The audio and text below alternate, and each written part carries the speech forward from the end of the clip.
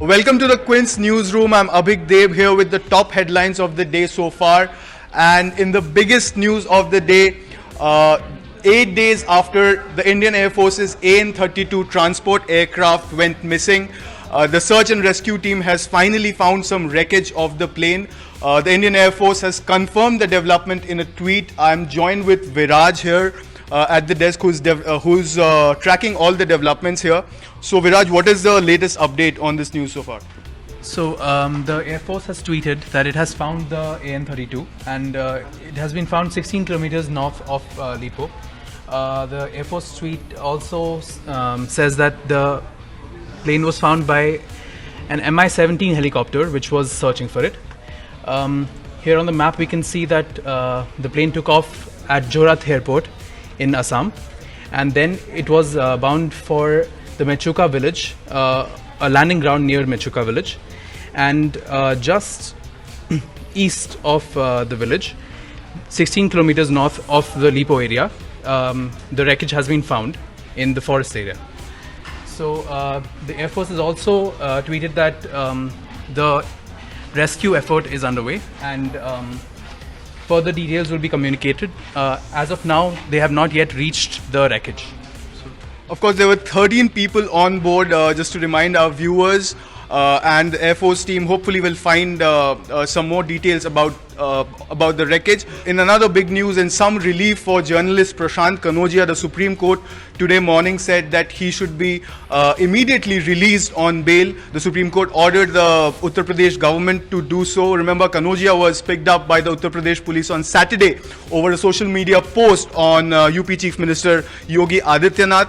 Our correspondent Vakasha Sachdev was at the court covering the proceedings. Here's Vakasha with more details. So huge news here from the Supreme Court in the Prashant Kanodia arrest case. The court has ordered the immediate release of journalist Prashant Kanodia, who was arrested by the UP police on Saturday over tweets which he put up about Yogi Adityanath relating to a video in which a woman had claimed that she was in love with Yogi Adityanath and wanted to marry him. Now, the court has ordered the immediate release and very, very importantly has passed some very strong observations about the actions of the UP police in arresting Kanodia. They said that there is no reason in such case for a person to be arrested and sent to judicial custody for just some posts on social media, especially these kind. The state of UP tried to submit additional social media posts by Kanodia to indicate that, look, he's previously insulted gods and goddesses, he has gone after certain communities, and on this basis we're trying to say that the arrest was justified.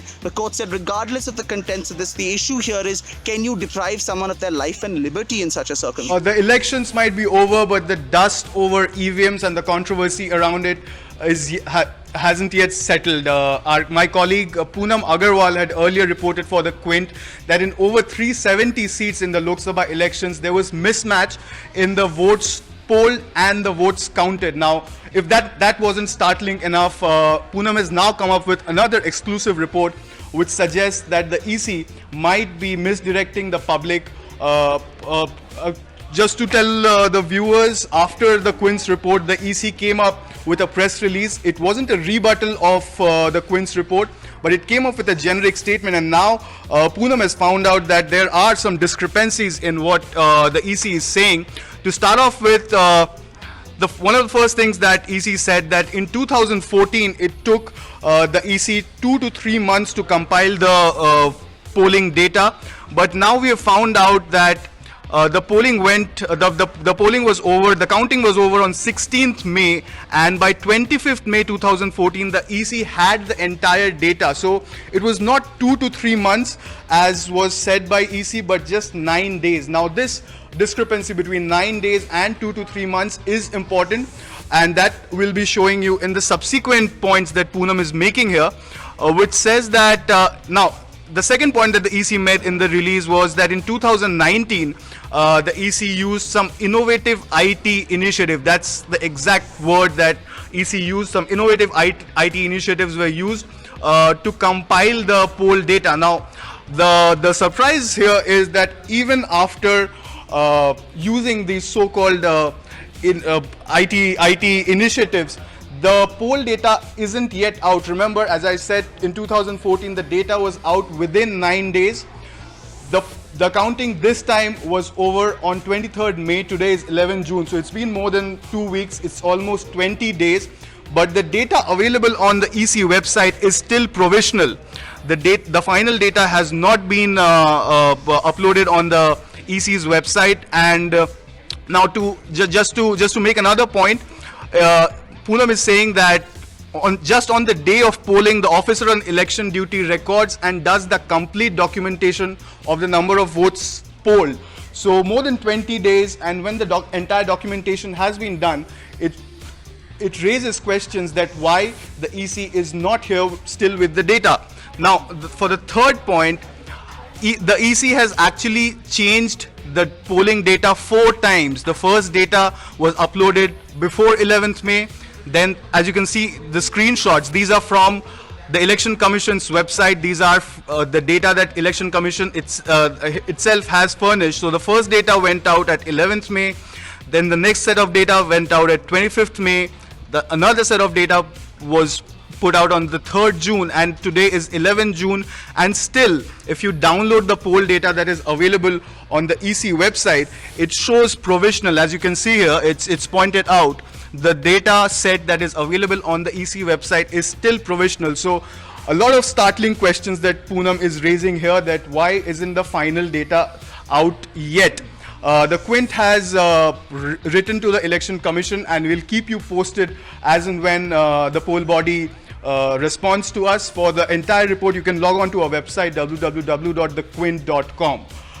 Now, staying on post-poll developments, one of the things that has really stood out after the elections, after 23rd May, is the ongoing tussle between the BJP and the Trinamool Congress. And one of the slogans that has actually been at the center, at the helm of all this tussle, is the slogan of Jai Shri Ram. Our correspondent from Kolkata, Ishadrita, is here with a take of whose Ram is it anyway? Have a history in Bengal? Well, yes and no. To begin with, the Durga Puja that we celebrate in the state is called Akal Bodhon. Roughly translated, it means the worship of Durga at an uncustomary time. It refers to the invocation of the goddess by Lord Ram in the month of Ashwin, as opposed to the customary time, which is the Basant season, in order to seek blessings before he had his showdown with Ravan. Bengal also has a very rich Vaishnav tradition. Ram and Krishna have both been worshipped as incarnations of Lord Vishnu. However, Krishna worship remained more popular due to the work of Vaishnav saints like Chaitanya Mahaprabhu. So while Janmashtami has historically been a part of the Taro Parbon or 13 festivals of the Bengali calendar, Ram Navami remained a private festival celebrated mostly by non-Bengali Hindus. There are also shrines of Lord Ram in places like Mednipur, Nodia and Howrah, and there has also been a Bengali version of the Ramayana written by Kritibhash Ojha in the 15th century. Literature too saw mentions of Ram, one of the most popular being Michael Madhusudhan Datta's Meghnad Bodh Kabbo, which portrayed Ram as an anti-hero to Ravan. However, the predominant Hindu tradition here is that of Shaktiism, or the worship of the Devi in her various forms. Durga, Kali, Santoshi Ma, etc. have therefore evolved as the main forms of deity worship in West Bengal.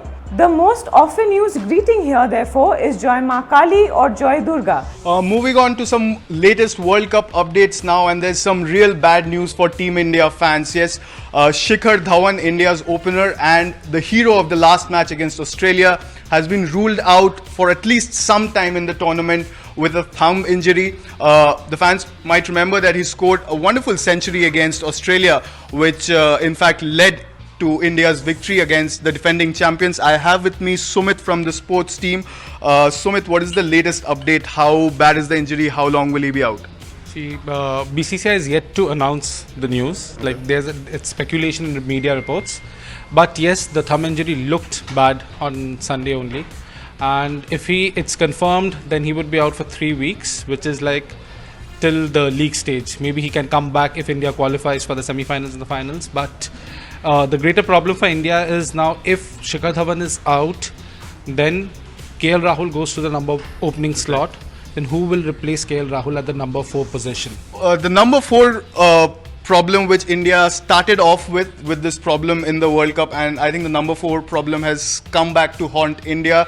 But as Sumit says that Shikhar Dhawan might be fit to feature in the knockout stage of the tournament, and all of us are hoping that India will qualify for the knockout stage. So yeah, that's some good news if you look at it at that way. And on that good note, that's all for today's QWrap. For more news and updates, log on to our website www.thequint.com.